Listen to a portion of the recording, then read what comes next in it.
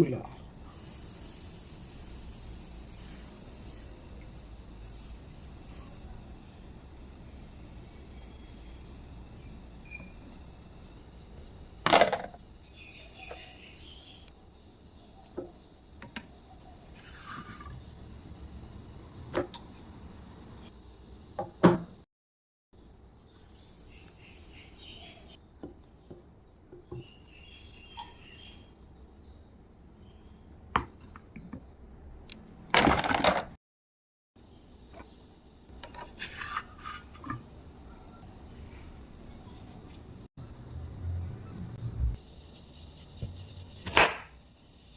ചെറുള്ളി, ഇഞ്ചി, പച്ചമുളക്, കറിവേപ്പില,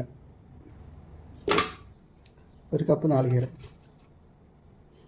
കുറച്ച് അണ്ടിപ്പരിപ്പ്, 1 കപ്പ് വെള്ളം, 1 സ്പൂൺ ഉപ്പ്. നല്ലപോലെ അരച്ചെടുക്കുക. നല്ല ഫൈനായിട്ട് അരച്ചെടുത്തിട്ടുണ്ട്. കടുക് പൊട്ടിച്ച് ഉണക്കമുളക് പൊട്ടിച്ച് കറിവേപ്പില ഇട്ട് കൊടുത്ത് മുളകൊന്ന് ചുമന്ന് വന്നപ്പോൾ അതിലോട്ട് നമ്മുടെ അരച്ച് വെച്ച ചമ്മന്തി ഒഴിച്ച് കൊടുത്ത്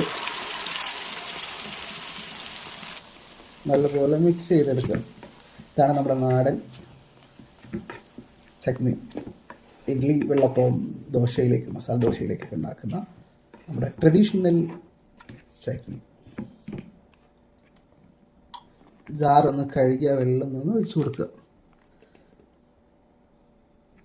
ചട്നി ഒന്ന് മൂത്ത് വന്നു കഴിഞ്ഞാൽ ഒന്ന് ചെറുതായിട്ടൊന്ന് വറ്റിച്ചെടുക്കുക. ഇതിലേക്ക് മല്ലിയില ഇട്ട് കൊടുക്കുക.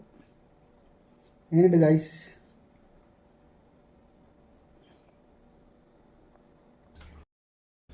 നാട്ടിലാണെങ്കിൽ വാഴയുടെ ഇലയിലിട്ടിട്ട് കഴിക്കായിരുന്നു കേട്ടോ. അത്രയും സോഫ്റ്റായിട്ടുള്ള ഒരു അടിപൊളി ദോശയാണ് നമ്മൾ ഇവിടെ തട്ട് ദോശ തയ്യാറാക്കിയിരിക്കുന്നത് ഗൈസ്.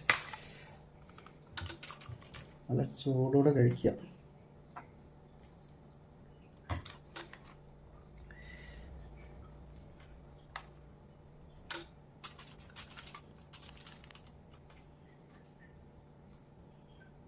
ഓക്കെ, ബിസ്മില്ലാഹിർ റഹ്മാനിർ റഹീം.